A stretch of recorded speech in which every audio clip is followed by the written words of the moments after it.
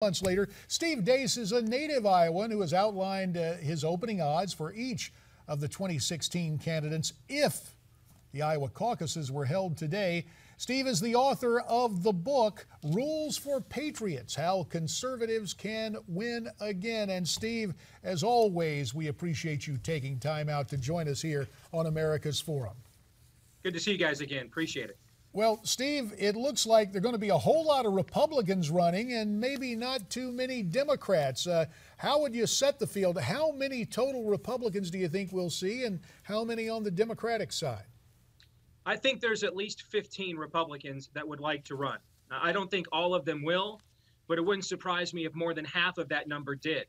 On the Democrat side, obviously, you've got a coronation waiting in line here for Hillary Clinton.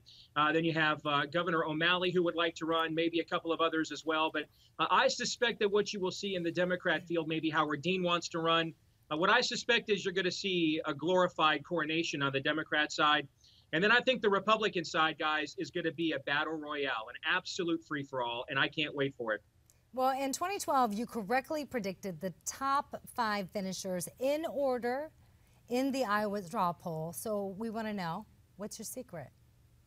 Well, I think the secret is I just know a lot of the people that make the key decisions here. I don't have a magic 8 ball, a crystal ball. I can't see into the future. I'm not a soothsayer.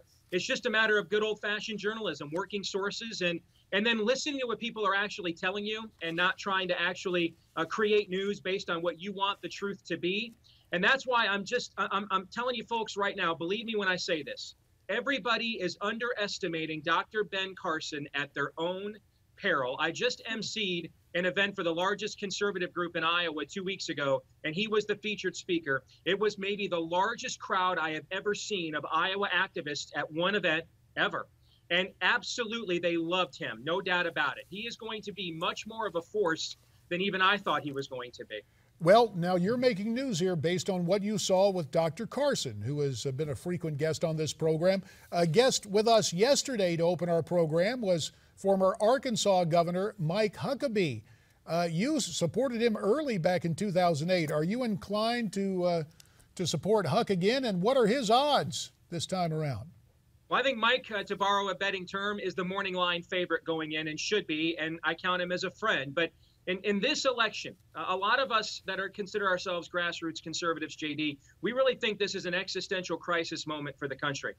And I think what we really need to do is set aside personal relationships and find one candidate that does the best job of rallying the conservative grassroots so we can finally beat the establishment in one of these national primaries for the first time since Reagan and offer the country a choice it really hasn't had the last 10 years in presidential elections. So while Mike will certainly be on that list, I think what's really more important than ever before is that we do not split our votes amongst 3 or 4 or 5 different candidates. We wait for a milquetoast corporatist establishment candidate to take advantage of that and then lose the general election because he doesn't rally the base and can't win the middle class. Wash, rinse, repeat. The country is literally at stake this time. We cannot afford to do that. We need to find a true conservative standard bearer that coalesces the grassroots. Steve, let's talk about another contender, Ted Cruz. What are the odds of him winning? I think Ted Cruz is similar to Ben Carson in that they are the 2 candidates that could create almost a force of nature if they play their cards right. I mean, Cruz can rally that conservative grassroots without changing anything about him right now. He's one of the few Republicans who will run for president that if they walk through the front offices of Americans for Prosperity or Club for Growth, and they walk through the front offices of the American Family Association or Focus on the Family, they would get an equal standing ovation from both sides. And JD, you can attest to the fact that it's tough to do in the Republican grassroots. And that gives Cruz, if he puts a good team around him, a good solid campaign team around him, a chance to capitalize on this environment. There's another conservative geographically close to Iowa from Wisconsin, Governor Scott Walker. Now, Scott is pretty much of an open borders guy. Correct me if I'm wrong. The odds for him and what would be his appeal?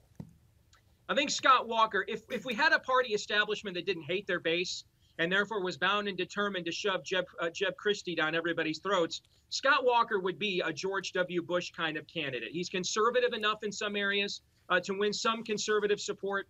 He's establishment enough in other areas, as you mentioned, amnesty, to win establishment support. He's sort of the establishment version of Ted Cruz. He could put together a pretty unique coalition, but I think for him to do that, he needs an establishment that actually wants to beat Democrats and not just beat conservatives. All right, Steve, let's hold your hand to the fire now. We've talked about Cruz, we've talked about Walker, you mentioned Carson and Huckabee. If you were a betting man, who would you say has the best chance of winning? It is really early.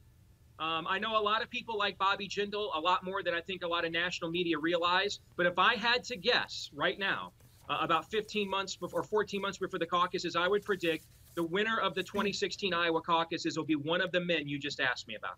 Oh, wow, well, that narrows it down. Well, it's also, we left off a name that nationally continues to gain attention because he is perhaps the establishment frontrunner, and that is former Florida Governor Jeb Bush. How active is the, quote, establishment in Iowa? Could he still mount an effort that could be successful, especially if there's a splitting of the conservative vote that you were concerned about?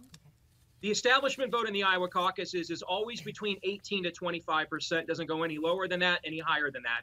And they'll need to have just one candidate. I'm not sure they'll have that this time, JD. I mean, they're splintered too. Is it Christie? Is it Jeb? Should we rally around someone that conservatives might actually like Scott Walker or Marco Rubio? So I think that the establishment has to figure out their game plan this time, every bit as much as conservatives do. But I don't think there's any chance, a snowball's chance in a very warm place, that Jeb Bush is going to win the Iowa caucuses. I don't see that possible at all. In fact, and I think it's impossible for Chris Christie to win.